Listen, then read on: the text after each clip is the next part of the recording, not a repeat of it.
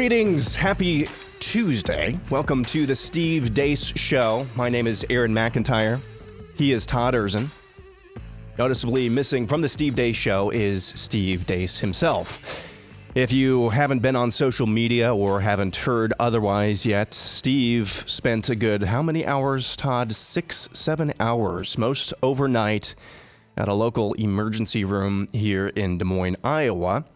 Just moments ago, he posted on Twitter an update of what has happened and transpired over the last few days. Without further ado, I know a lot of you are curious about his status, so I just want to read this Twitter post for you to open things up.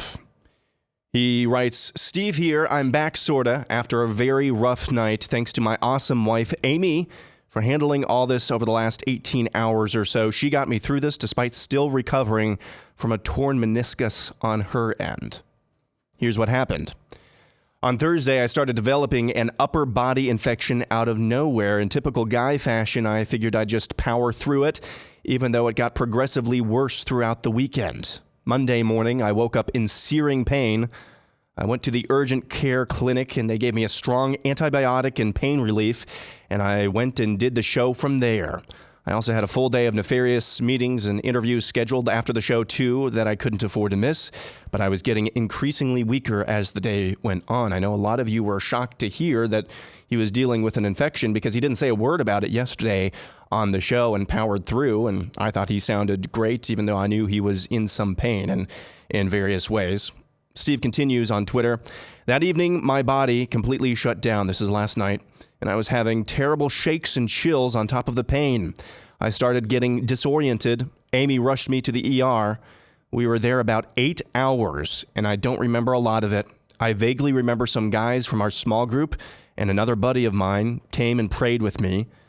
But I was out of it a lot, and according to Amy, babbling incoherently at times. She says this is the worst she's ever seen me in 27 years of marriage."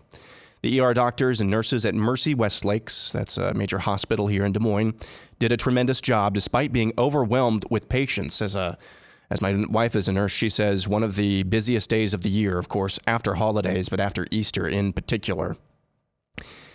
They were able to physically remove a massive bacterial infection from my body in the least painful way possible. I woke up just a little bit ago, feeling the best I have in several days, except for there's a literal hole in my upper body still healing from where the infection was.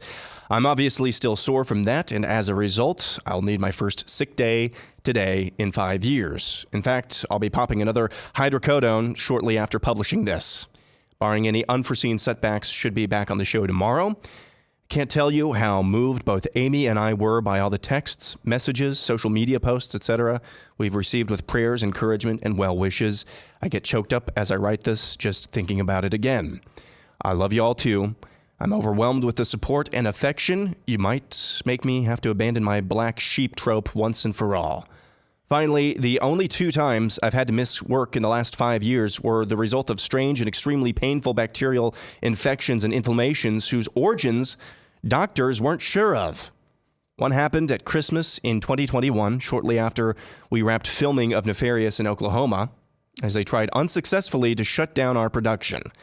The other just now over Easter following a successful red carpet premiere.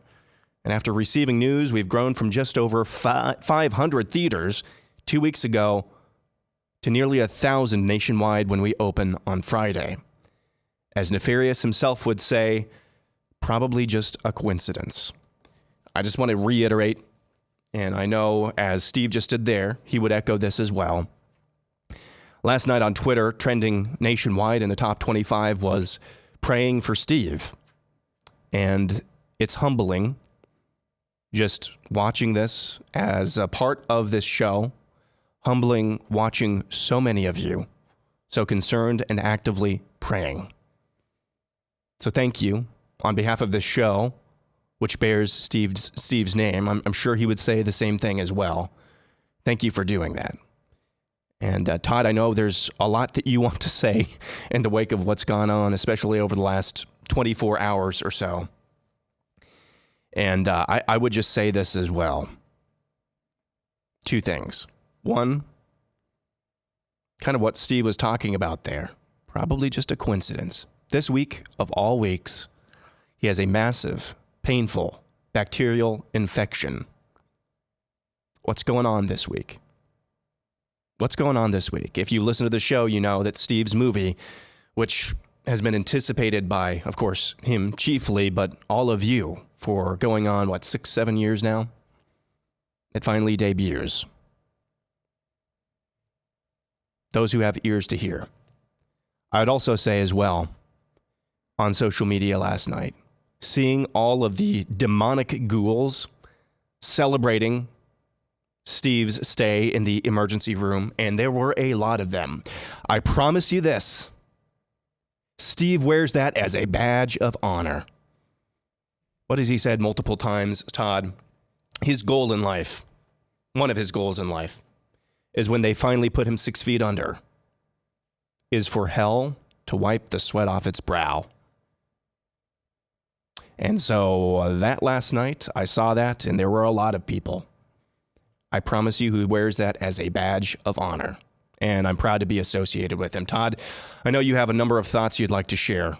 What's your big takeaway, if we can say that somewhat tritely, in the wake of what's gone down over the last few hours?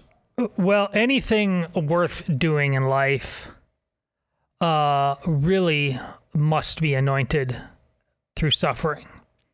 That's not my grand philosophy. The Lord himself promised his disciples, they did this to me. I love you, but prepare them to do this for you. True love, the truest love of all, has been shown that it comes through suffering. And I don't believe this is a coincidence. I believe that this movie, because it's not merely a movie, it's a ministry, is now being anointed through suffering. Steve has been pushed out into the desert to thirst for a little while. And people talk to us all the time, or ask him about, how he compartmentalizes things on the show. Well, you can only do that so much. Ultimately, the thing that really, I think, allows Steve to do what many of you, I think, seems superhuman at times, is to do something quite simple. It's to get up and put one foot in front of the other and to act. By your fruits you will know them. Steve's the first to tell you that he's got gigantic feet of clay, that he should by rights not be where he is in many fronts, yet he is. Because he was and is faithful.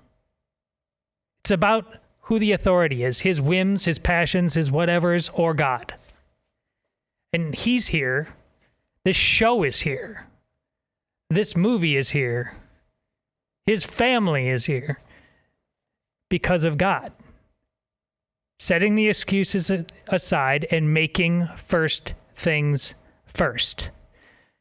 It's why we are so stubborn on this show. This is not, we hope it's entertaining, but it is not merely entertainment. This is the 11th hour. You got to go out and do something. You got to go out and be hands and feet. And now this movie, I just got done saying, this isn't an end of it's a beginning. We want you to go out and watch it. It's going to make a couple bucks. That's going to be nice. But most importantly, we want it to change the world. So no, I don't believe any of this is a coincidence. This ministry is being anointed through suffering. So, anointed how? What do we do? What do we do to go forward? Well, we have to understand, one thing I've been trying to tell you is that the lie is the point. Is that just a clever phrase? Well, we're going to have Riley Gaines on today. The world is turned upside down on gender. Healthcare. They're still pushing a poisonous jab. Across the board. Borders. Elections. They want you to believe fundamentally at an atomic level that the lie is the point. What do I mean? Let me stand on the shoulder of giants, somebody other than Steve Deace today. C.S. Lewis. In Mere Christianity, he talks about the whole notion that the people who lie to you about there being no morality, and this is what they use to say there is no God. They'll be the first ones, and he actually uses the term on the subway. If somebody accidentally trips you, well, it's just an accident. But if somebody purposely trips you when you're on the subway walking through, you'll instantly get up and take umbrage with that. That's wrong. You know that in your bones at an atomic level. The devil hates that.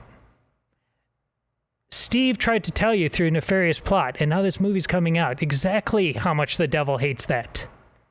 And that this country, founded on a creed based fundamentally on the rights of God, while one of the things that confused the devil the most ultimately said was going to be the great undoing of God himself, that God would have to admit that he was wrong. And that would happen by burying this notion that we will believe down is up and up is down. Because now, again, C.S. Lewis said that about an incident that happens on a subway.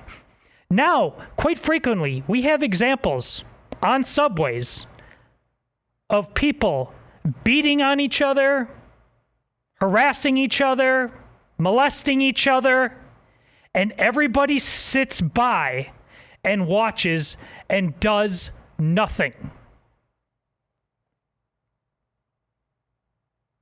We've gotten so used to it. That's why, to come full circle, I'm so proud of the fact we talked about it yesterday. Aaron was the main conduit between our muckney mucks, Gaston and Tyler. But what do we do? Do we there's contractual obligations. Do we want an evergreen, stuff like that? This is just made. First and foremost, who are we? What do we do? And in this moment, when it's so damn obvious that Steve is over the target with this show, with that movie, with his ministry as a whole, no, we don't go quiet. No. So we come in. I'm not Steve. Aaron's not Steve. But we're inspired by Steve. And we're going to go to work. And we're going to do our best with this show. And then hopefully everybody who has ears to hear, just like Aaron said, will go do their best. Go do what they can at their school board meeting. Go see that movie and then go in and see how they can change the world. Again, the hour is late. We must do better. We must show up. So that's what we're doing on this show today. Outcomes are for God, but we must show up. And so we are.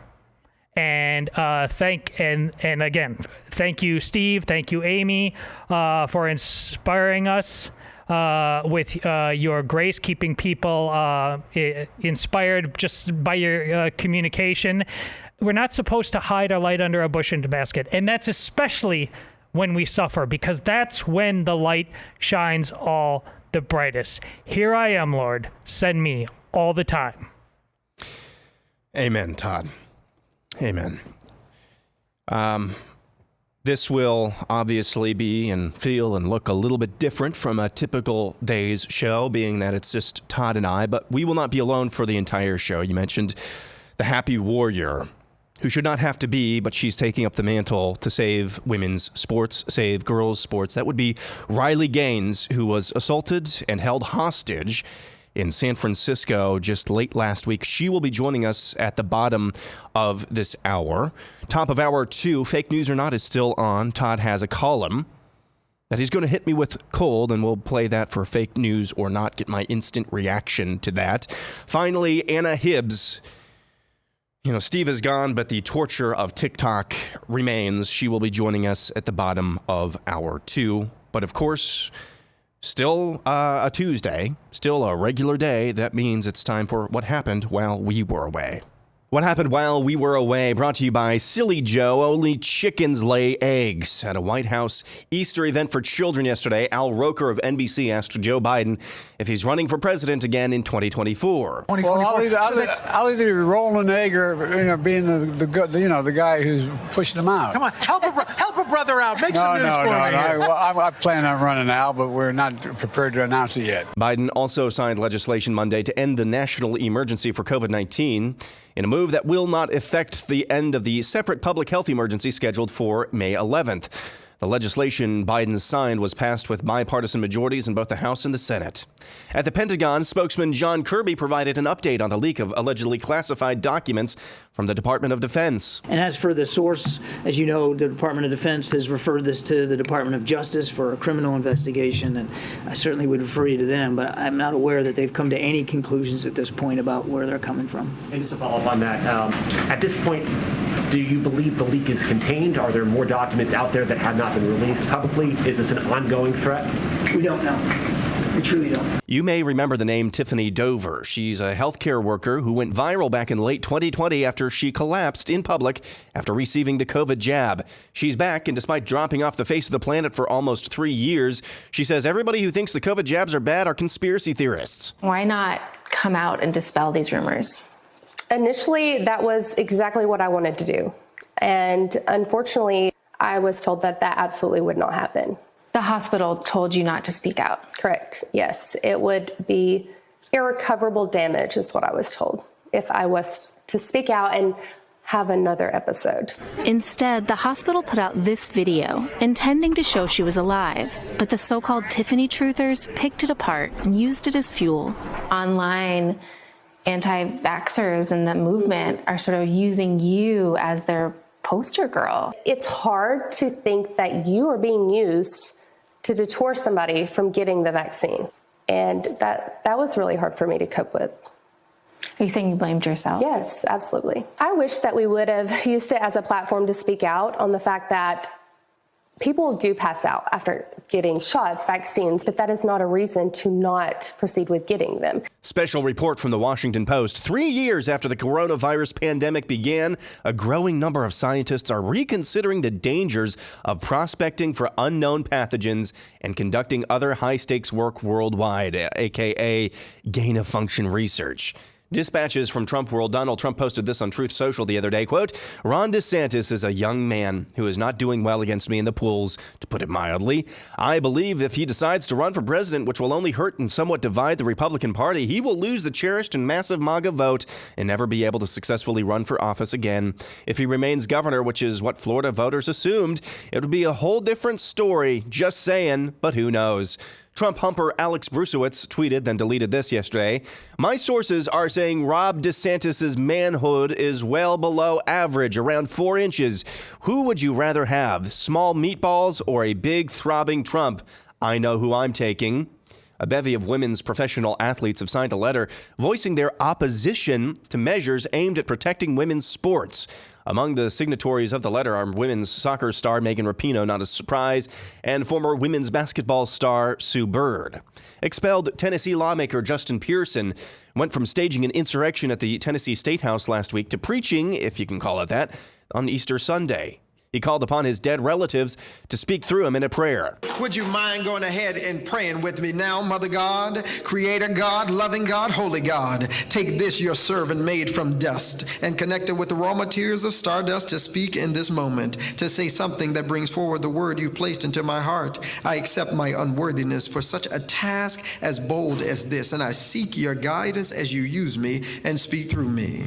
To the ancestor preachers who made sermons from hymns, moans, and groans, and spirituals from the bondage of slavery, speak now through this your descendant. And now 5 deep state stories that have broken in just the last few days. We'll begin with this. The Weaponization of Government Committee in the House has discovered that the FBI did indeed send undercover agents into Catholic churches to investigate those parishes for domestic extremism. Jim Jordan writes in a letter to FBI Director Chris Wray, quote, "Based on the limited information produced by the FBI to the committee, we now know the FBI relied on at least one undercover agent to produce its analysis, and that the FBI proposed that its agents engage in outreach to Catholic parishes to develop sources among the clergy and church leadership to inform on Americans practicing their faith."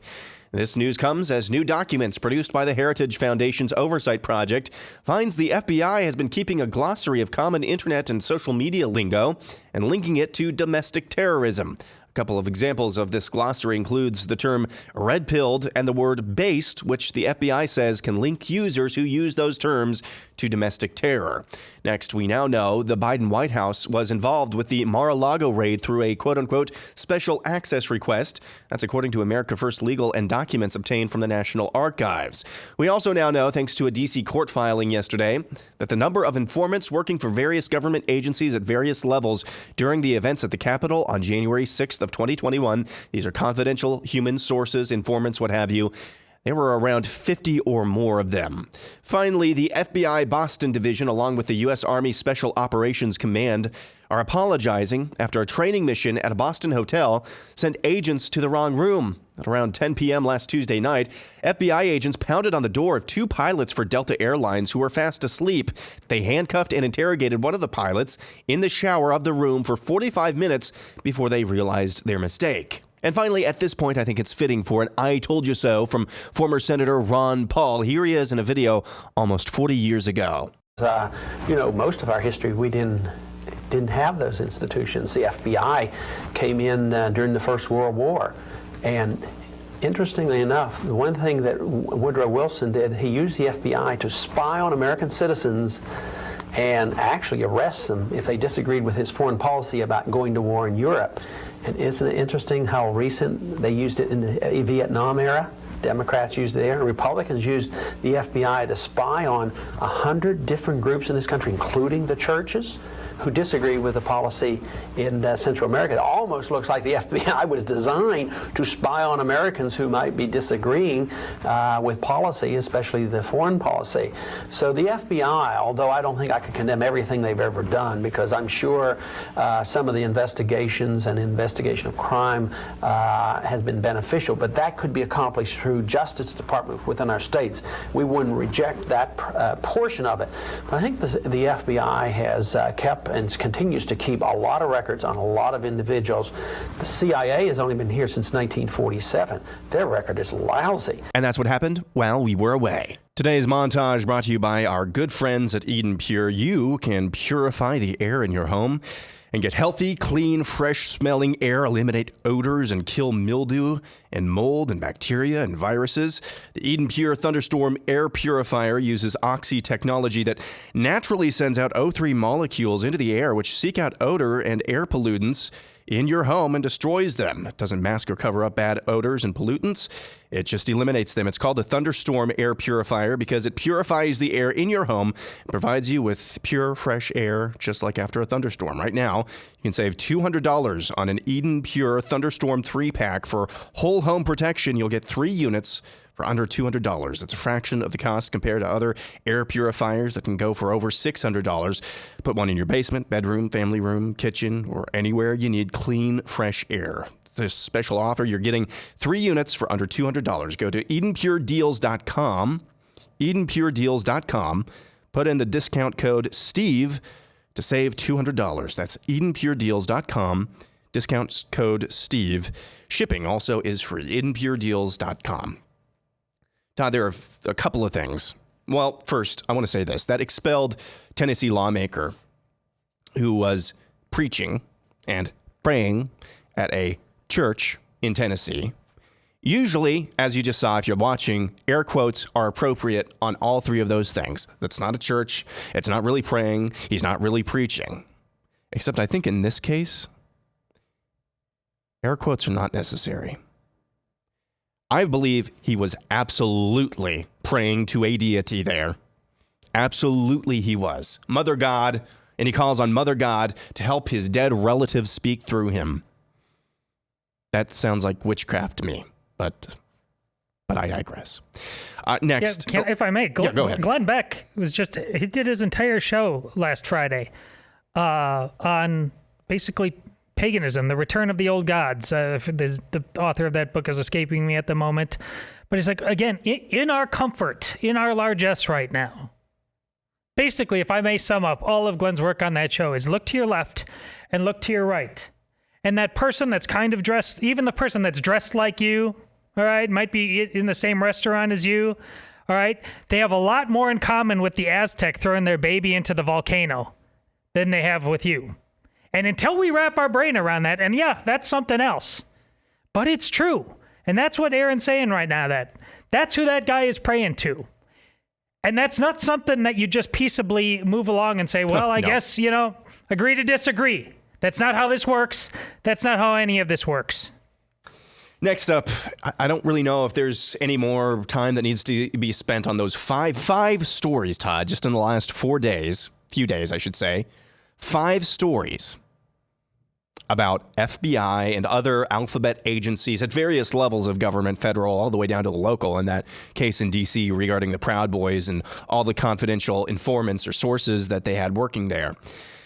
I know we've talked about on the show how a litmus test, the number one litmus test for any candidate of any office, is the life issue. And that is going to remain true, I think, until probably the end of time, because that's a window to the soul. If you're shaky on the life issue, if you're shaky on that, you're going to be shaky on almost everything. I would like to propose another litmus test, not to that level, but I think it's pretty important and probably should be, at least for the near future, if we have any chance of saving what's left of Western civilization in America. The second litmus test that maybe should be up there: do you vow, and I'm talking about all the way down to dog catcher, county sheriff, state judges, do you vow to do everything in your power to smash the FBI and these other agencies into a million pieces? If the answer is anything short of yes, I think that person probably doesn't know what time it is, or they're in on the corruption. Your thoughts, Todd? Well, Ron Paul obviously gets He was to right, again. Yeah, as well as I did. But as I've told you on the show many times before, the conservative instinct to just kind of believe that police back the blue, no matter what. And if we didn't learn, through how they behaved themselves during COVID, I don't know that we ever will. But it's an odd instinct to have as a conservative. Governments, leave me alone, stay out of our lives, small government. Well, the cops are the form of government, and the FBI, these are federal cops. They have the sticks, they have the guns, they have the arrest power. How do you put that on autopilot? Again, that's not how this works. That's not how any of this works. They saw how you let them do that. You haven't questioned who they are and what they intend. And now they're inside your churches. They're watching if you Google the wrong term. Again, you don't have a choice. You can't live and let live with this. So my answer here is the same as it was for the last one. What are you prepared to do? It's time to ask yourself, Dr. Jones, 2 Sean Connery movies. What do you believe? We must try harder on that front, because right now, what we believe is comfort at all costs, no matter how that degrades us, mind, body, and soul. Finally, before this segment comes to an end, Tiffany Dover, that nurse who was an early adopter of the COVID jab back in December of 2020, that's when that video that you saw went down, where she took the jab and she collapsed almost immediately. We'd heard zip, zilch, nada out of her for now going on 2.5, almost 3 years. And now she's back on NBC calling those who questioned why she was absent, calling all of those people conspiracy theorists. That clip that I played for you, though, essentially what she's saying is, all you people who doubted the jab, you're conspiracy theorists, but the hospital actually muzzled me. What do you do with that, Todd? I mean, well, first of all, anybody home? What the hell do you do with that? She's a bit unique. Normally, the answer would be, again, another layer of magical power of the vaccines. But also, Aaron, how much do you think she got paid? How rich is she right now? She's dressed pretty well. Yeah. Yeah. Pfizer has a lot of different kinds of magic. And one of them is to, as long as you're willing to make the lie the point, we got some cash for you. How do you think that describes how doctors behave? The lie is the point. That is making more and more sense every single time you say it, Todd, and that's not a good thing. We'll be back. Riley Gaines, the happy warrior who should not have to be, will join us next.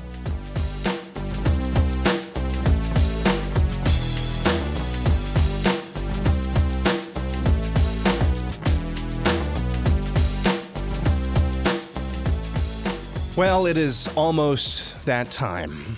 Coming soon in Carlisle, Iowa, to a deck on a warm spring or summer's night, you will find one Todd Erzin reaching into his ice-filled Taiga cooler and pulling out an ice-cold bottle of vinegar. If you would like to take a page out of Todd Erzin's playbook and enjoy a nice frosty beverage courtesy of Taiga coolers, you should do so. It is spring and it's time to get back out in the sun. If you're headed out, you're going to need some great coolers. You need to get a Taiga cooler. Taiga coolers are heavy-duty, built-to-last coolers that come in lots of colors, and they can be customized for personal and corporate gifts or events. Best of all, they keep food and drinks cool. Now, all three of us on the show have a customized Taiga cooler that they made just for us. They're really cool. They work really, really well. I can personally attest to that. We just celebrated 1 year of being in our new home. I remember using our Taiga cooler heavily around this time last year to keep all the contents of our refrigerator cold, and it did the job. Taiga Coolers is a veteran-owned cooler company made in the USA, employing Americans, unlike most every other cooler brand and company that makes products in China.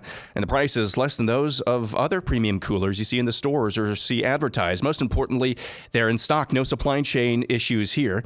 You can choose the lid and base color and create your own design, as well as add any image to the lid within reason. Go to taigacoolers.com. That's Taiga, taigacoolers.com. And design one for you, your family, friends, or your clients. Enter the promo code STEVE for a 10% discount. They make great gifts and come with a lifetime warranty. Taiga Coolers, living the cooler life. Visit Taiga, taigacoolers.com, or your local participating Ace Hardware dealers. We are now joined by the happy warrior, who should not be in the position that she is in right now, but she has taken up the mantle nonetheless and done it extremely effectively. And being an advocate for Save Women's Sports, we are joined by Riley Gaines. Riley, thanks for joining the Steve Deace Show today, minus Steve Deace. I'm Aaron. He's Todd. We'll be kind of steering the interview today so far. Of course, you were in the headlines all weekend, really, for what went down at San Francisco State University, I believe, on Thursday evening. Just some incredible video emerged from that event, but I want to get your perspective, being on the end of the mob that you were, being confronted by that angry mob. I want to get your perspective. Give us a play-by-play kind of event detail of what went down that Thursday night. Absolutely. First of all, I want to say my prayers out to Steve. I've been following, and my heart breaks for him, but I'm praying for him. But the events, what happened? I was invited to speak at San Francisco State University through actually the Leadership Institute and Turning Point. They'd asked me to come talk about saving women's sports, which is what I've been doing the past year. My argument is nothing more than men and women, of course, we're equal, but we're different. And men are advantageous in a way, especially when it comes to sports and something that requires sheer strength and athleticism, therefore should not compete against women, nor change in our locker rooms or use our sex-protected spaces. That's the whole argument, right? It seems pretty straightforward. So I give my speech, and of course, there's a lot of protesters in the room who were relatively peaceful, we'll say. But after the event, a mob, I'm talking hundreds of individuals within this LGBTQ or ally, I guess, community, swarmed the room. They flickered the lights. They turned the lights off. They ambushed me. I was physically assaulted. I had not been contacted by the campus police at this time, although we were supposed to talk with each other before the event, an hour and a half before we were supposed to meet, but the police did not show up. And so I was unaware that there was anyone in the room to even protect me, but an officer who was not wearing any sort of clothing that would alert me she was an officer came up and tried to escort me. But I didn't want to follow her because I didn't believe she was an officer. But after some pushing and shoving, I kind of went with her, and we went out into the hallway, to which was filled with protesters still. And so we got pushed into a side room along that hallway where I was barricaded for over 3 hours. It was traumatic, truly. These people thinking about what they wanted to do to me and what they would have done to me had an officer not stepped in. They were yelling, of course, vulgar, violent, obscene things at both myself and the officers who were helping out and protecting me. I ended up missing my flight home because I was barricaded in the room. They were negotiating money if I wanted to make it home safely. They were negotiating with the dean of students. And so truly the whole thing, it was just mind-blowing. It shows you what the lengths people will go to silence you when they don't have science and when they don't have common sense and when they don't have reason on their side.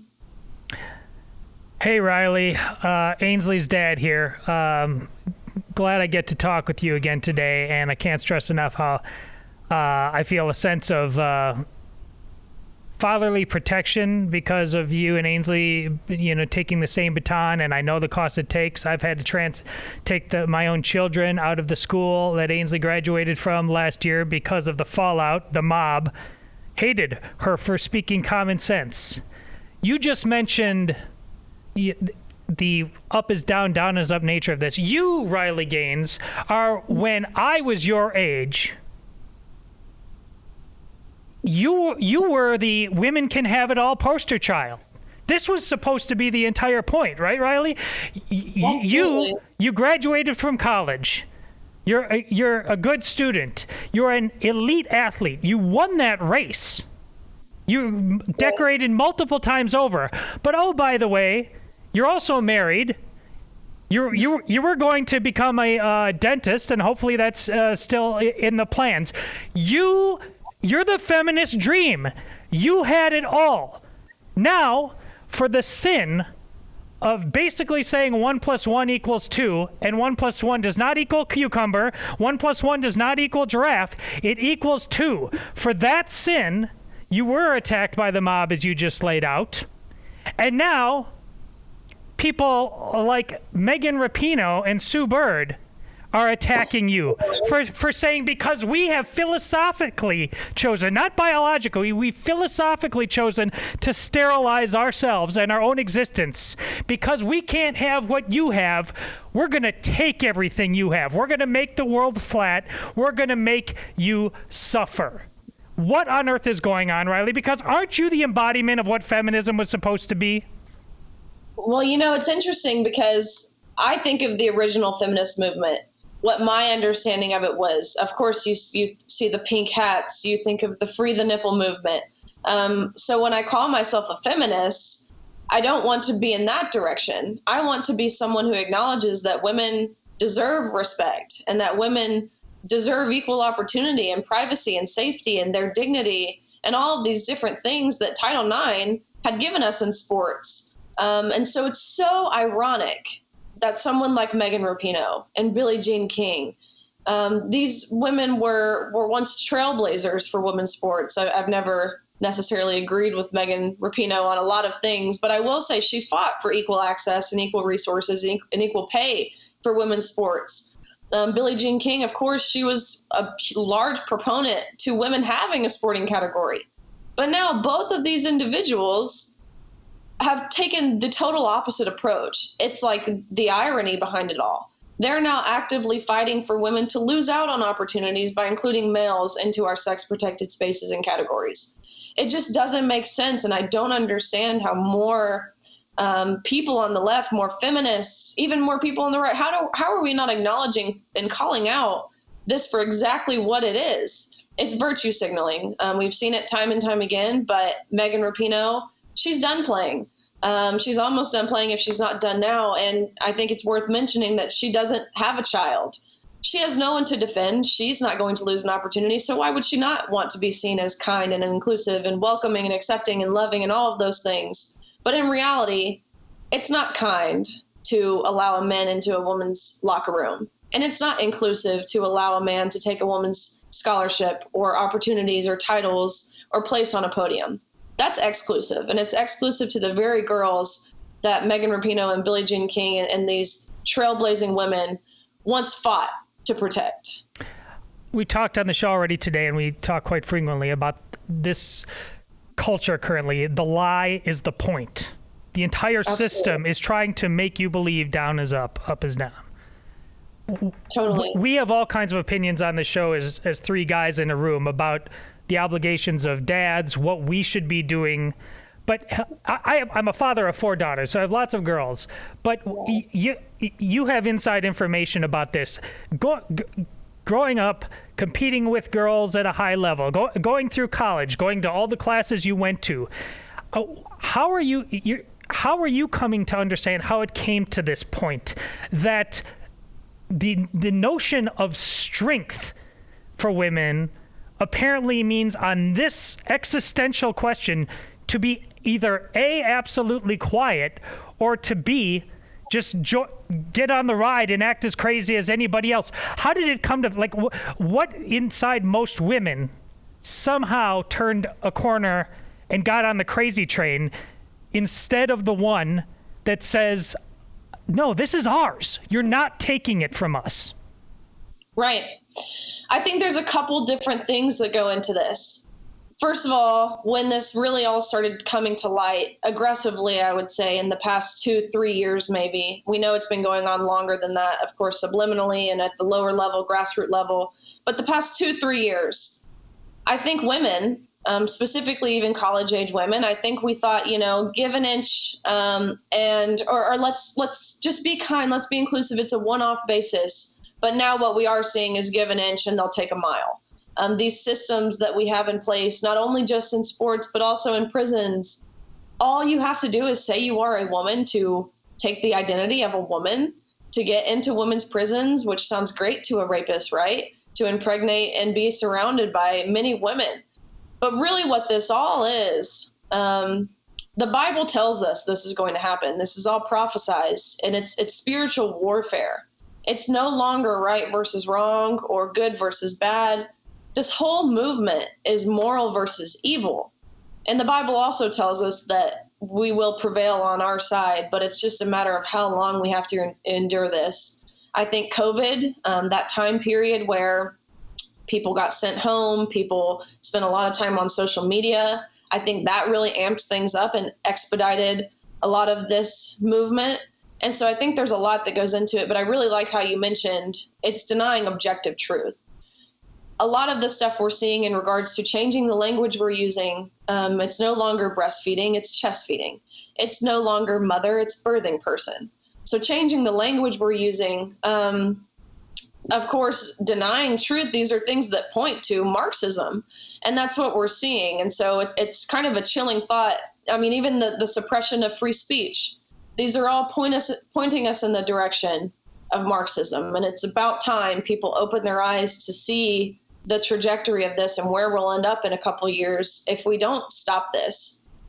We have a couple minutes left, but since what happened in San Francisco happened to you, I know Sage Steele stepped forward and says, ladies, what are we doing? Why are we staying quiet? Megyn Kelly was just interviewed about how she kind of tried to find the middle ground in the past, and she feels bad about not seeing where this was going to go.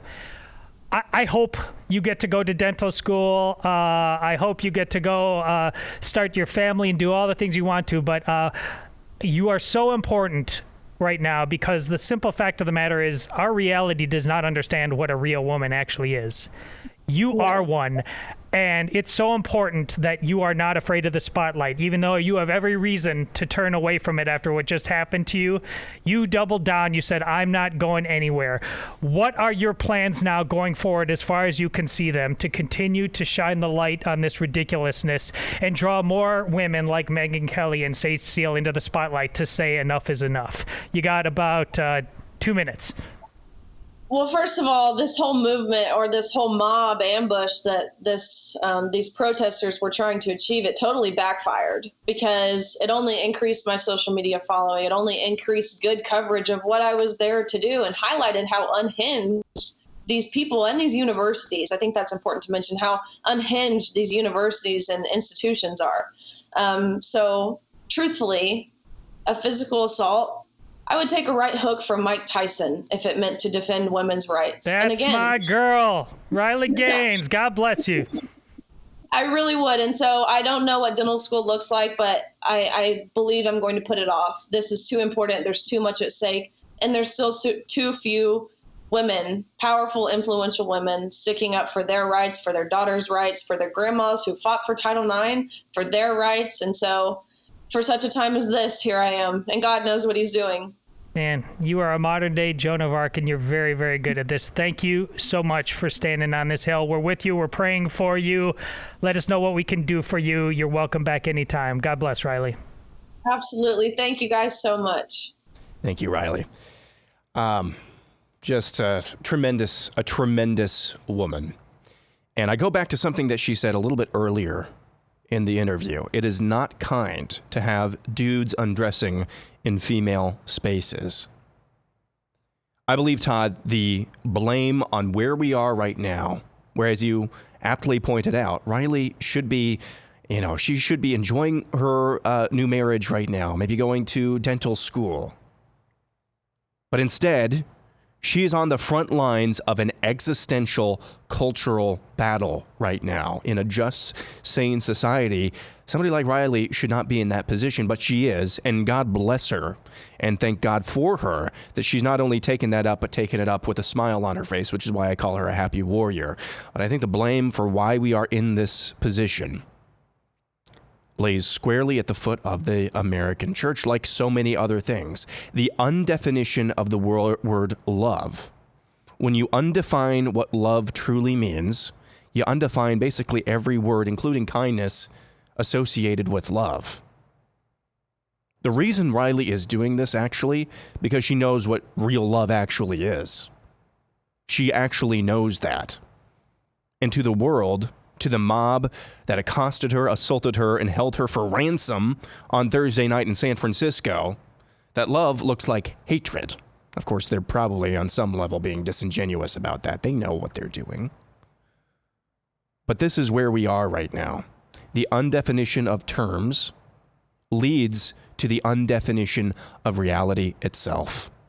And now, because people, forerunners of Riley, did not do enough to protect future generations from these types of evils, it's upon her to take that up now. Every time you listen to her, I hope you are inspired, but more than inspired, spurred to action. If she can do this with aplomb, so can you. So Amen. What are you waiting for? We'll be back, fake news or not, after this.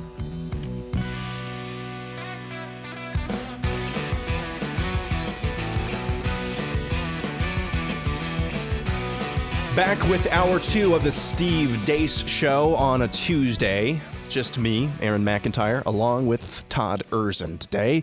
Steve is out. If you'd like to know why, we discussed that at the opening of the show. So if you're listening or watching right now live, you can go and catch that discussion on the podcast or video on demand later. Rumble, YouTube, iTunes, Spotify, Stitcher, all of the major platforms where you can go and give us a 5-star review if you appreciate Todd and I sitting in for Steve today, although it's really not that big of a burden whatsoever. It's a privilege to be here on this day for this reason.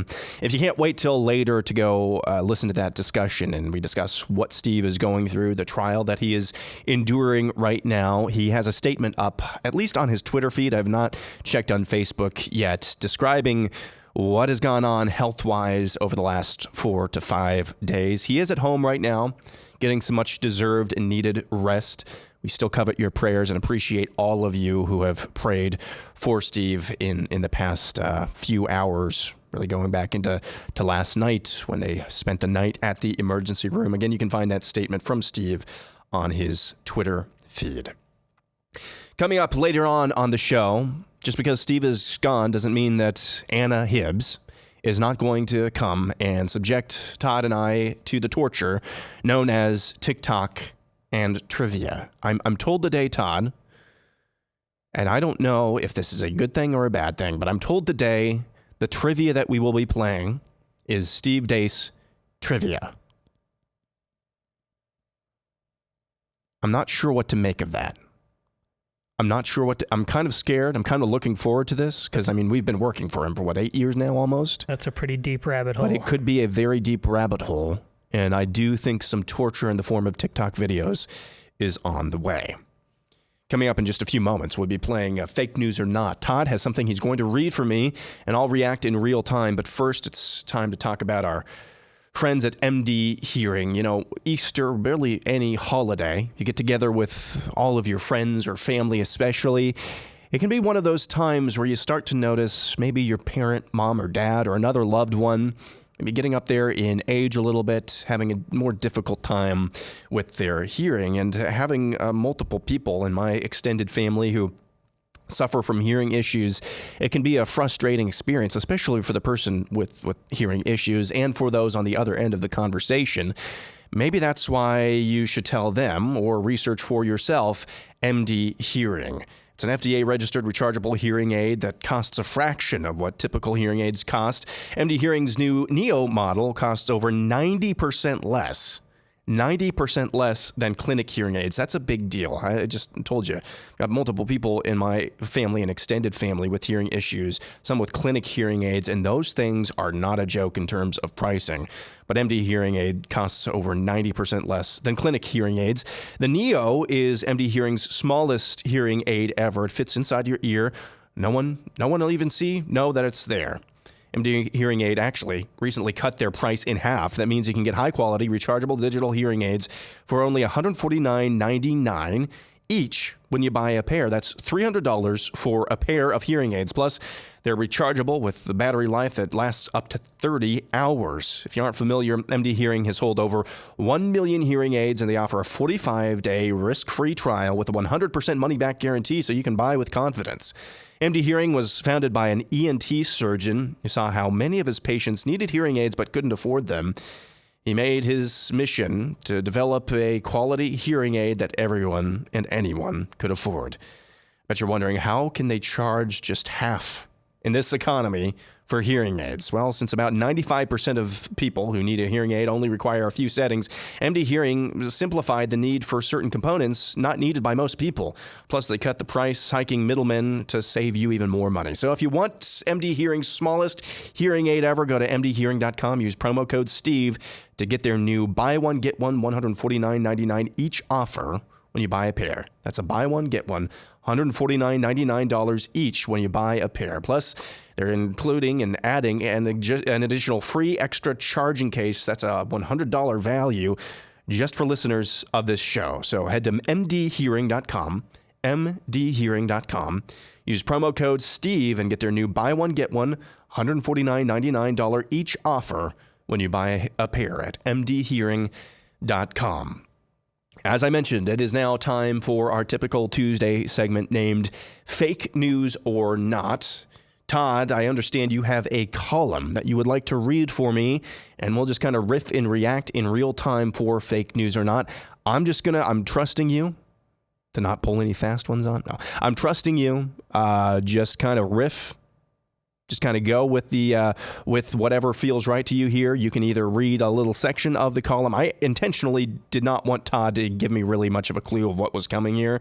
So you can kind of take this wherever you would like to, brother. It's providential. Listen, in the first half hour, we talked about how did Steve, this guy, he reminds you regularly, born to a 15-year-old mother. Why does he have the family he has, this job, this platform? How did this movie get made? Well, he's been obedient. Riley Gaines. Why does she have this courage? Because she's obedient. So what about the rest of us? Are we fake news? What is our excuse? And so Steve, his Easter column, interestingly enough, talk more nefariousness, it was submitted last week, Thursday, but in the middle of the weekend got bounced back. And then with everything Steve's going on, no one's had eyes on this yet. So I'm going to read Steve's Easter column because it has everything to do with what we've just talked about. And then Aaron can decide if the rest of us are fake news or not. So how do we get from Palm Sunday to Good Friday? From parade to crucifixion in the span of 5 days? Well, according to the Gospel of Matthew and all the Synoptic Gospels, the first thing you do if you are the Son of God, after the party dies down, is head straight to the temple, turn over some tables, and call out the imposters in your midst. The first thing. Not feeding the poor, curing the sick. That all came before Holy Week. But now, when death is about to be conquered by the greatest love of all, and mere seconds are left on the clock to say all that needs to be said, Jesus establishes with zero ambiguity that his love rests hand in hand with the hatred, yes, hatred of illegitimate, abusive, and unrighteous authority. He hates it. Quote, "Woe to you, scribes and Pharisees, hypocrites, because you shut off the kingdom of heaven from people, for you do not enter in yourselves," end quote. The parables of the landowner and of the marriage feast flat out compare the religious leaders of the Jews to murderers. That's not subtle at all. Also not subtle is the Lord's path out of all that darkness and nonsense. Be like children. Be obedient. Do what your father says. Accept the authority that counts every hair on your head as surely as it counts every star in the universe, because he made all of it, and you will not be forsaken by him. We are a stiff-necked people, though, and have spent a lot of the last 2,000 years shutting off the kingdom of heaven because the latest, greatest expert class has a better idea than going in and sitting childlike at the feet of the master. And that's when the devil sees an opening to have the most fun with us. For example, take Nebraska right now, where opposition to puberty blockers, genital mutilation, boys and girls locker rooms, and boys playing in girls sports, you know, what used to be called sanity, has led two female Democrats. And you might remember we highlighted one of them on the show a couple weeks ago, the one who went on your rant and said she's going to filibuster anything. Well, that's going on as we speak. Two female Democrats to make the world flat for everyone else by filibustering every single bill to come through the unicameral Nebraska legislature, no matter what its content, for more than 60 days. Nothing has been passed. Nothing, no matter what the topic. This is the courage of their conviction. It's not enough that they are content to destroy their own children. One of them has a transgender child. But such is the courage of their conviction that they will crack the whip of authority despite being totally outnumbered. Meanwhile, listen to this lament by Nebraska State Board of Education Representative Elizabeth Tegmeyer about the Nebraska GOP's refusal to stand and deliver when the legislation focusing on puberty blockers and genital mutilation came out of committee and began open debate on March 21st. Here's her quote. "Despite having a majority of senators with an R by their name, we only have 29 votes for this bill and need 33. My Western Nebraska senator began his floor comments this morning by acknowledging that our area is conservative and that his constituents want him to support this bill, but he has his own opinions. He refuses to believe that hormone blockers are irreversible and states that the only way to pass this bill is to attach an amendment allowing hormone blockers.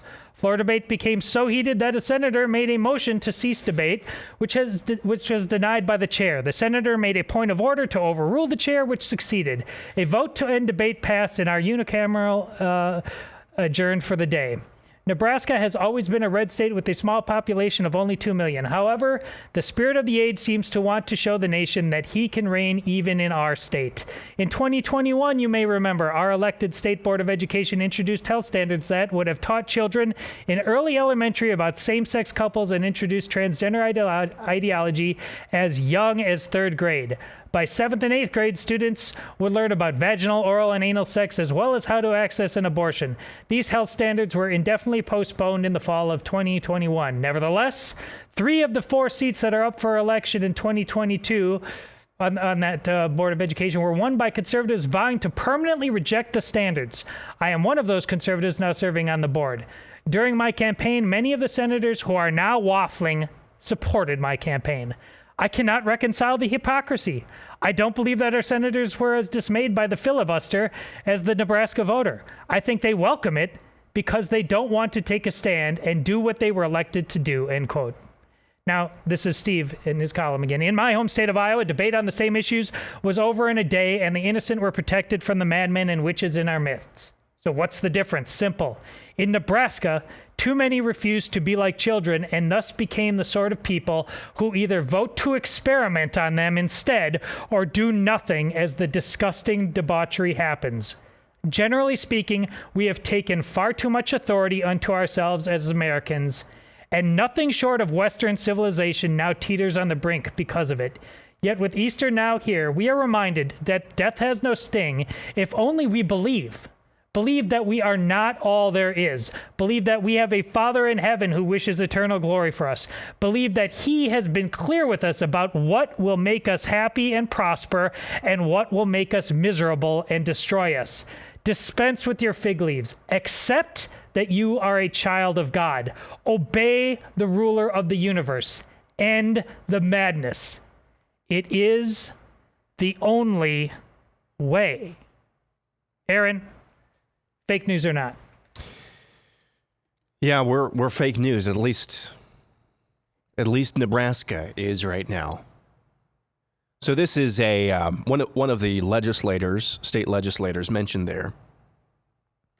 One of the legislators mentioned there is who's waffling, a Republican who's waffling, is from Western Nebraska, correct? West Nebraska legislator. Nebraska in general, it's a very rural state outside of two pockets, Omaha and Lincoln, of pretty urban settings. Nebraska, as we've talked about, I think when we talked about Megan Hunt, when we talked about Megan Hunt and her and the Democrat coalition, there's a promise to basically filibuster any legislation. We talked about how, hey, you think Nebraska is this just completely beet red paradise. Spirit of the age is coming for you as well. You know, I think I'm understanding. You've said this multiple times, Todd, in the past couple of years. We need to spend 40 years in the desert. Mm-hmm. That might be what's coming to Nebraska right now. That's a place that you would think I can go out and literally in the middle of nowhere and I won't be touched by the madness. Wrong.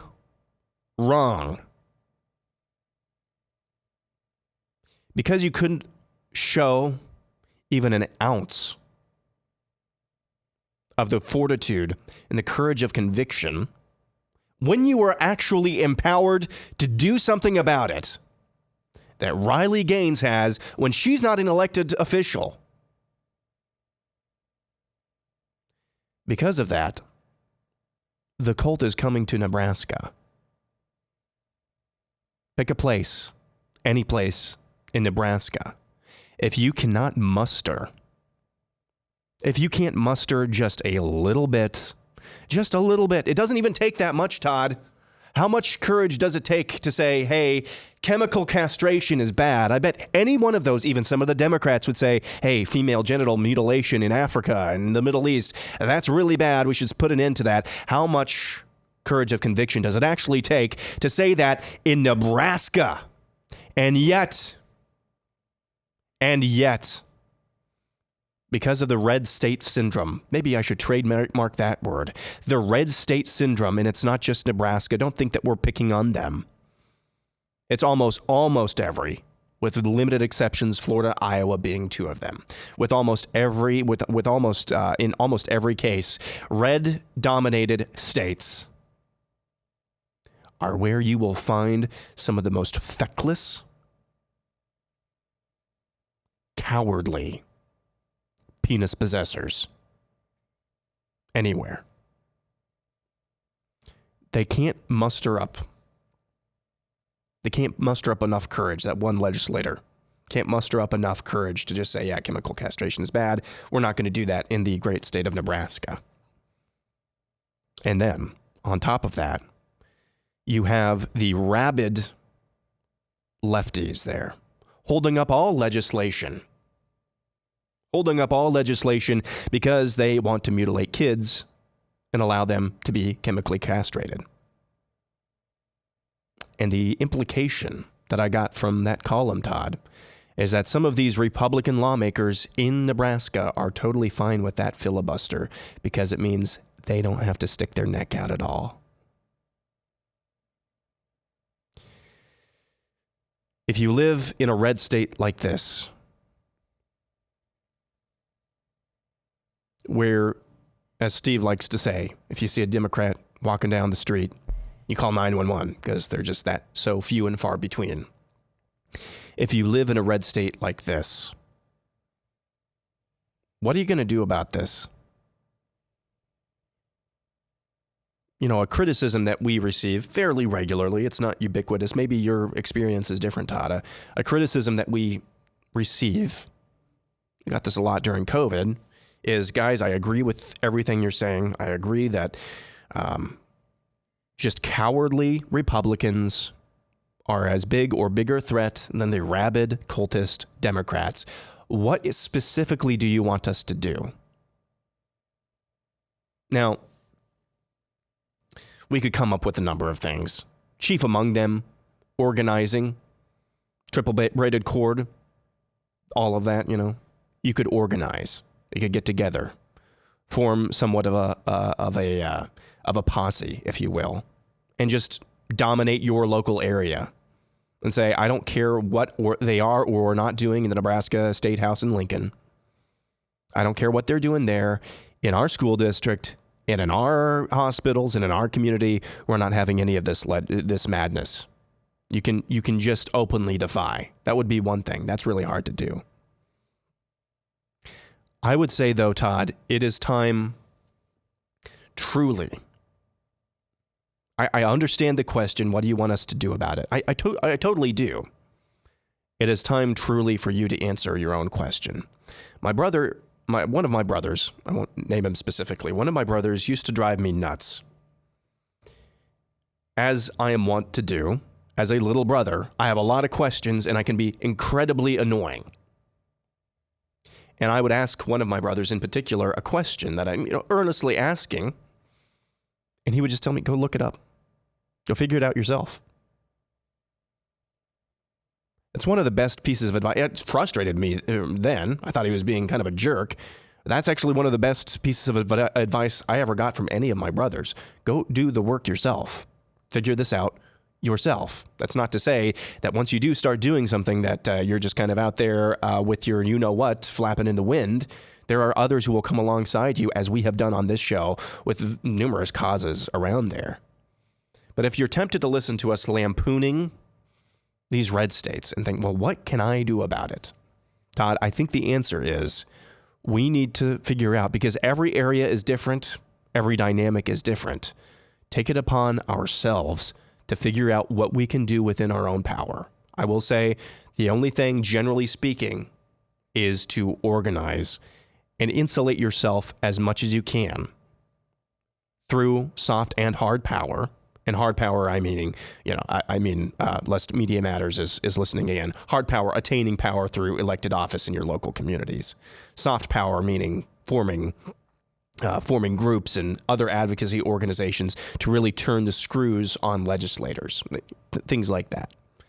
But it's time to put in the legwork, because this is, quite frankly, unacceptable.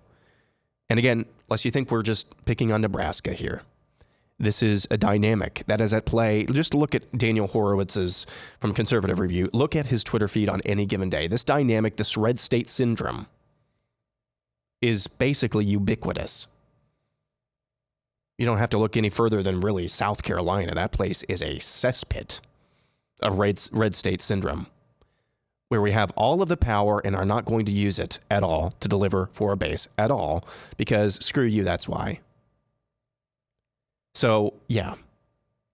Are we fake news in light of the column that you just read, Todd? As of yet, yes, we are. As of yet, yes, we are. And that will continue to be my pat answer to questions like this. What was your moniker back in, I think 2016? Status quo is the status quo until it isn't anymore. Yeah. That's the status quo until it isn't anymore. I think the status quo a lot of us need to shatter is when we talk about our faith. My words are important here. Do we accept it as reality? Like 1 + 1 = 2, reality. Gravity, reality. Because we accept gravity as reality. So if we don't just jump out of airplanes without a parachute. But that's exactly what we're doing in this culture. by hemming. I don't know, if you feng shui this and look at the transgender issue from the certain angle, I think we could shoehorn this and make it pretty Jesus-y. No. Is your faith reality? If it's just Oprah self-help, things like that, there you get my truth is not your truth. We've basically been doing that for a very, very long time because reality applies to everyone. And that's not judgy. Again, that's reality. Saying gravity exists is not judgy. It's not judgy to say this is the truth of our faith. It raises people from the dead. Judge not lest ye be judged. Now, if you understood that and didn't tell other people about it and then acted all high and mighty, then you've got a problem. If you act all high and mighty about it, don't go out there, share that truth because it's so fundamentally important, then you got a problem. But simply telling people 1 + 1 = 2, we've convinced ourselves we're sinning as Christians when we do that. That's the ball game. Jesus loves you so much, he died for you, and you can live with him forever. But don't tell him that because, other people have different realities. No, they don't. You're not a Christian if you believe that. We have got to stop this nonsense. Again, bringing it back to the first hour, the reason you see what Steve is capable of and what Riley Gaines is capable of and why we stepped forward and did this show today, despite what Steve is going through, is because of what I'm talking about. Childlike. We don't want to think about obedience, childlike obedience.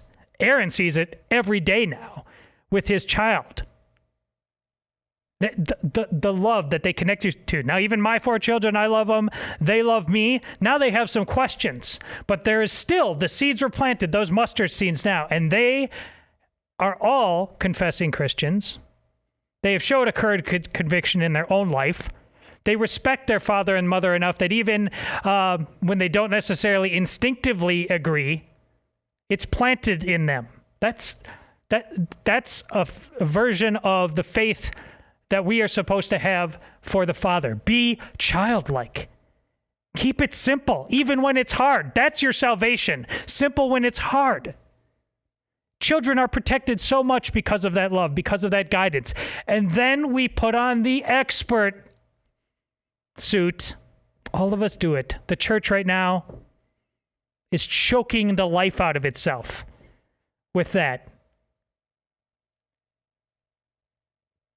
Your salvation means that you have got to spend a lot more time kneeling in humility to the truth that you say you believe. Because if you really believe it,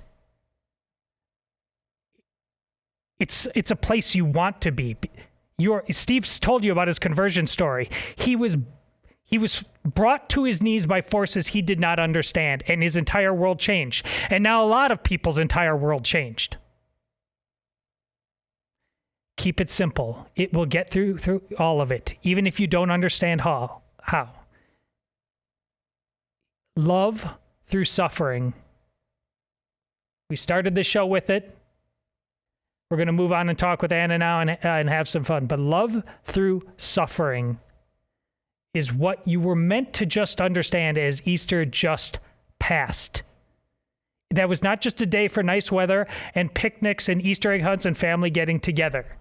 All of that will be shattered in the end if you do not make first things first.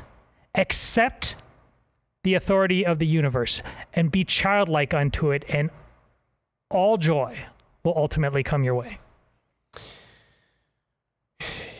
Talking about the failures of previous generations to vanguard this experiment called America. It is daunting right now. I again invoke our guest in the first segment, or in the last segment, I should say, Riley Gaines. I would guess she had wished the responsibility, and it is a responsibility that she felt deep in her soul to speak out for those who don't have a voice. I would guess that she wishes that had never happened. You just remarked during the break, you said, I can't believe she's real. And I said, I wish the necessity for her were not real. It can seem daunting. Is it true that previous generations did not vanguard this experiment? Yes, it is. But we're here now. It would be like Frodo. I wish the ring had never come to me. Right. So do all who live to see such times. But all we have to do is decide to do with the time that's given to us, as Gandalf replies. That is our challenge. That's our challenge. Before we move on, I want to tell you about our friends at Better Spectacles. Are you unhappy with your progressive glasses? Have you been told to go home and get used to your progressive glasses? Not Steve. He wears these every day. They look pretty sharp, I might add.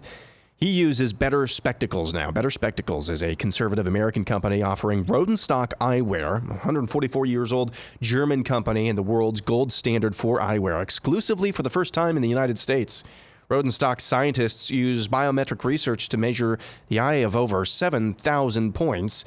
They've taken their findings from over 1 million patients and combined it with artificial intelligence. The result, biometric intelligence glasses, or BIG, which gives you seamlessly natural experiences that work perfectly with your brain and the sharpest vision at all distances, including up to 40% better at near and intermediate distances. 98% of people who have Better Spec or Go Spec lenses, including Steve, recommend them. Go to betterspectacles.com/Steve to schedule a teleoptical appointment.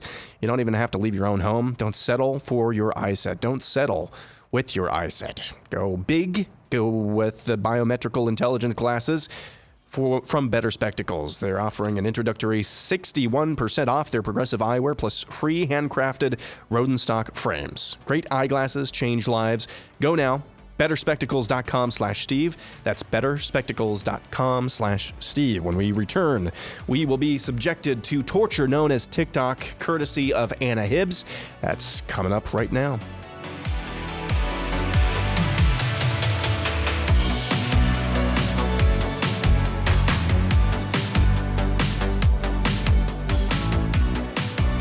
Back to wrap things up on the Steve Deace Show. Thanks for coming along on the ride today with Todd and myself. We'll be joined by Anna Hibbs in just a few moments. I want to tell you this as well. Coming up on Overtime, heartbreaking. The worst person you know made a great point. We're going to be talking about Jon Stewart, absolutely embarrassing. A glorified bureaucrat in the Department of Defense. Todd has not seen this video, so I'm going to hit him with it cold and discuss what we learned and just get our gut reaction to this. But in the meantime, as I mentioned, we are joined once more for the weekly segment of Cruel and Unusual Punishment by Anna Hibbs. Anna, why did you come back to torment us today? You guys can't get rid of me that easy, because at first I was wondering if I was going to be on today or not, but I have to break it to you all. It was Todd that confirmed that I was going to be on today. So if you guys don't like this, you can thank Todd for me being here. That's a great deflection. Great deflection. I'm all about the coattails, and I'm contractually obligated to make sure that you do what you do here when you just poke and prod, and you're up. What are we doing today, Anna? I know we have some TikToks because you sent those to me. Obviously. What are we doing to try to avoid that fate? So I thought, in the spirit of my dad, Steve Deace, we would do some Steve Deace trivia. How well you guys know Steve Deace. So I tried to throw some easy ones in there. I tried to throw some hard ones in there. So I have 3 categories. I have just kind of in general Steve Deace trivia. I have Steve Deace book trivia. Oh, no. And I have Did Steve Really Say? Okay. So same rules apply. If you guys get one wrong, then a TikTok. If you guys get one right, then maybe a TikTok at the end because I didn't find them for nothing. We still have to watch at least one. So who wants to go first? Todd wants to go first. He told me what was before the first show. category? Just in general, Steve Deace trivia. And then you've got book trivia. And then you have, did Steve really say? Let's go with that first one, in general. Okay. Let's do this one first, okay? So easy one, if you know him. So I need month, date, year. When is his birthday? His birthday is in June. Right? I think it's July. You cannot help. It's all right.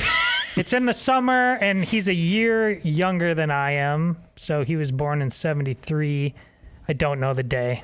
So summer 73 is as close, quite frankly, as the dude code allows. If I knew exactly his birthday, you would find that troubling. All right. Well, I mean, technically it is the summer of 73. I mean, Aaron, what do you think? He didn't give the full answer. It's July 23rd,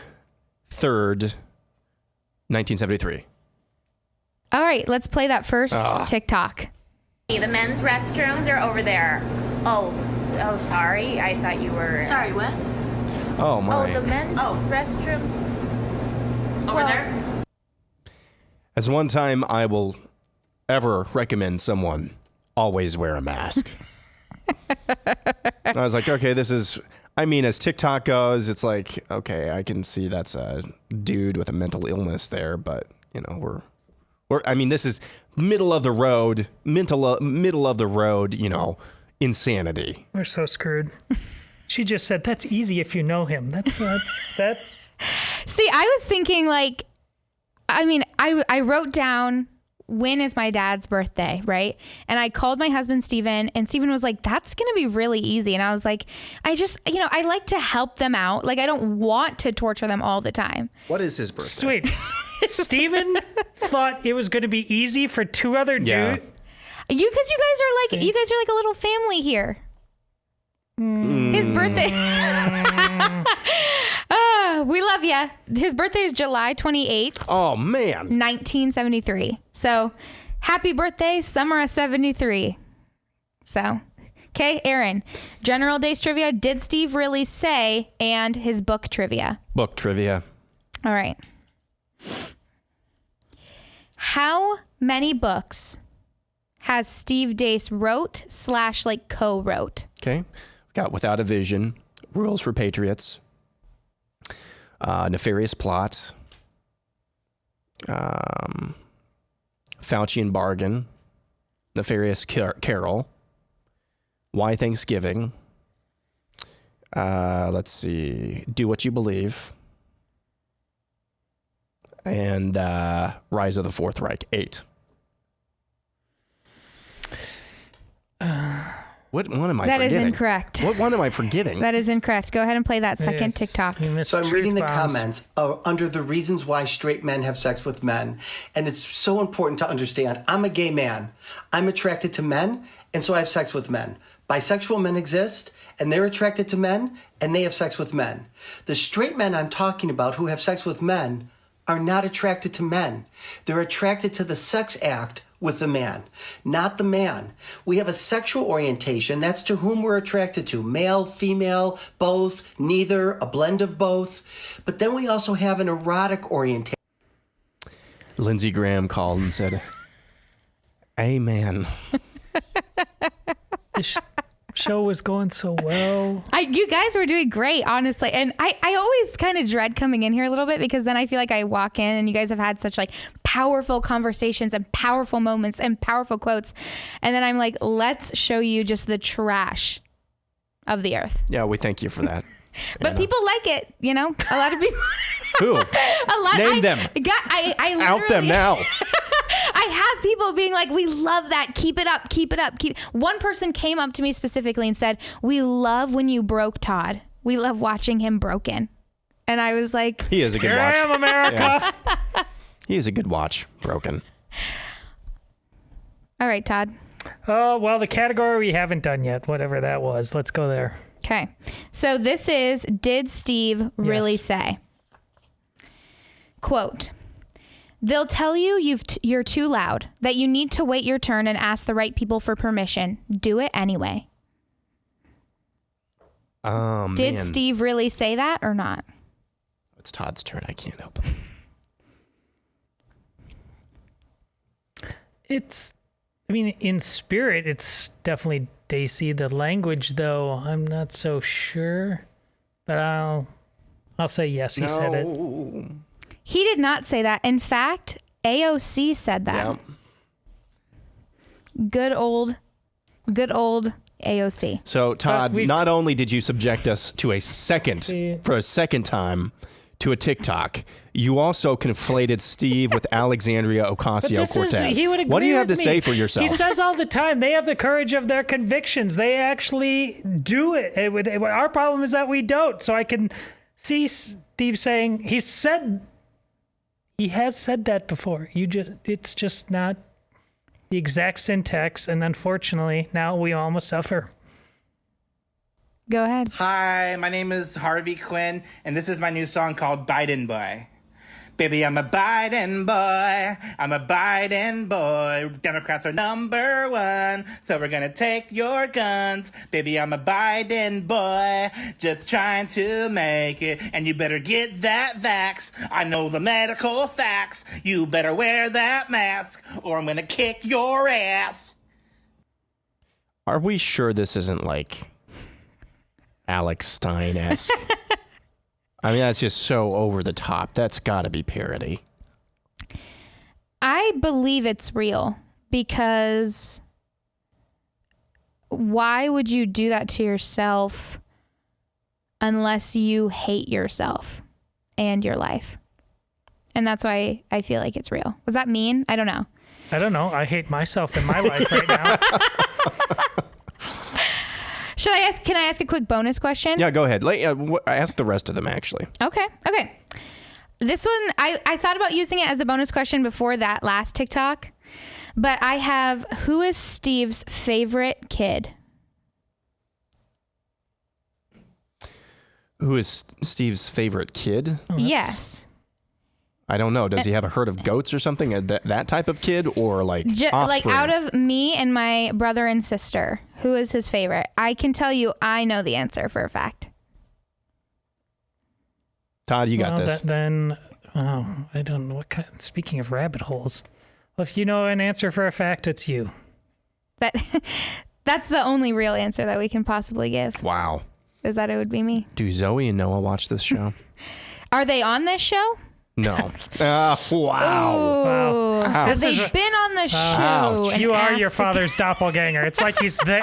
Steve, if you're watching and listening, it's like the spirit just right there, right now. I'd ask them. I just don't see them here every week. I'm a little disturbed that I asked that question. It was just like that. Here's a quote that Steve, I know your father has said, I like me some me. That's what you just channeled right there. Anna likes her some Anna.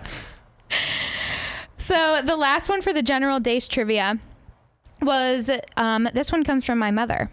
What was the first gift that my mom ever made for my dad? Are we just doing both of you guys now trying to answer? I can't. Yeah, I know what this is. Oh my gosh. I think I know what this is. I think is it in this frame right here?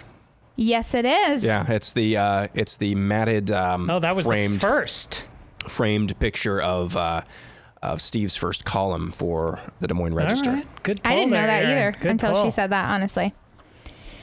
Okay, so going back to all of the books, I actually had the question, name all 10 books. There was 10? That he has either written or helped to co-write. You missed Truth Bombs. Oh, yeah, I forgot about that. What else did you miss? I don't know. It's got to be on the shelf there. Let's see. I'm trying to remember all that you said. Let's redo the read number. Okay. What did you say again? So, Without a Vision, I think that's his first book, isn't it? Yes. Without a Vision, the People Perish, or I think it's just Without a Vision. Then the next one was Rules for Patriots, I think. Yep. The next one was A Nefarious Plot. The next one after that was Truth Bombs, which I forgot. After that, it was it Nefarious? No, it was Fauci and Bargain. Yeah, Fauci and Bargain, Nefarious Carol, Then it would have been Why Thanksgiving, right? Why Thanksgiving, Rise of the Fourth Reich. Which one am I missing? You are missing. We Won't Get Fooled Again. Oh, I forgot about And Do What You Believe.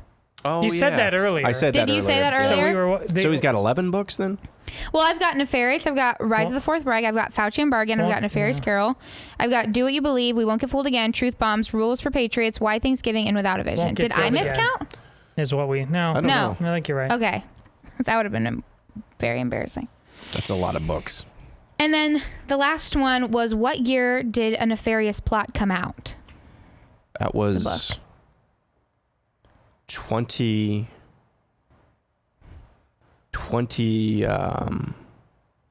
would have been 20.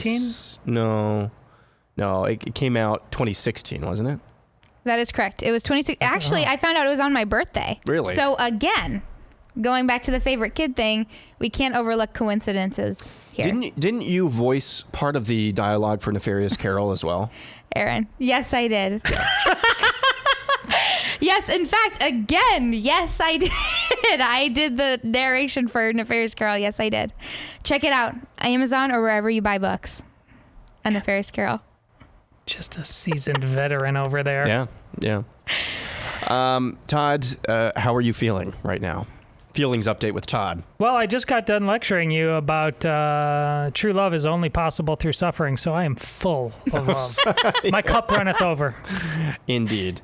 Anna, thank you so much again for bringing a little levity to another otherwise fairly heavy show. Yep. Appreciate it. God bless your family, kiddo. Thank you. Before we get out of here, I just want to talk to you about our good friends at Patriot Mobile. Americans have absolutely had it. They're done supporting companies that rake in hundreds of millions, sometimes billions of dollars while trashing the country that made their success possible. Until recently, we just had to take it. But companies like Patriot Mobile are building a whole new economy, one which embraces the values that made America the greatest country on earth. Patriot Mobile, America's only Christian conservative wireless provider, offers dependable nationwide coverage on all three major networks, so you can get the best possible service in your area. Plus, they offer a coverage guarantee. If you're not happy with your coverage, you can switch to a different network for free without changing carriers. All this plus the knowledge that you're supporting free speech, the sanctity of life, Second Amendment, and our military and first responder heroes. They're 100% U.S.-based customer service team, and they are great. Makes switching easy. Go to patriotmobile.com/Steve or call them right now, 878-PATRIOT. Free activation today with the offer code Steve. Again, that's patriotmobile.com/Steve or call 878-PATRIOT. So, Todd, any final thoughts on today's show minus Steve?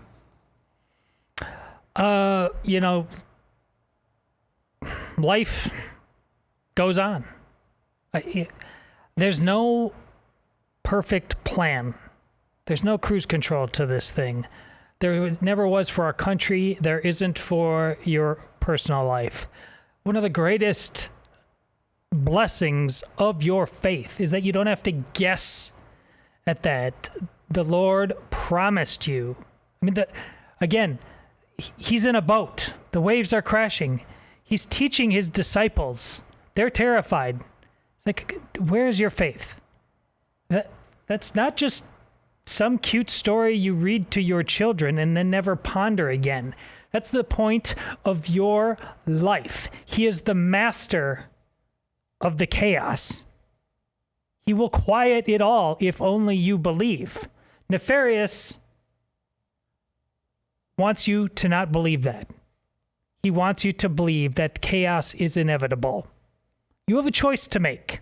And as a Christian, the fact that you aren't clear about that, the more years you spend time under the banner of Christian, that's a you problem. You got to make this choice. It is the 11th hour in our culture. I hope it's not the 11th hour in your life. I hope you have time. But ye know not the day or the hour. So again, Easter just passed. The Lord is risen. Be childlike unto his teachings and unto his love, and watch the world change. Amen, Todd. Well, we will be back again tomorrow. We hope that Steve will be with us as well. After all, it is the Steve Deace Show. We, again, just on behalf of, I know Steve and Amy and their entire family, would echo the same sentiment, but thank you so much for the prayers, the many, many thousands of prayers that were uttered on behalf of Steve last night. Again, more information on what's gone down with him in the past 24, 48 hours. You can find that on his Twitter page. He posted about it there. Until tomorrow, we'll be back in the overtime here for subscribers in just a little bit. But until tomorrow, John 3:17.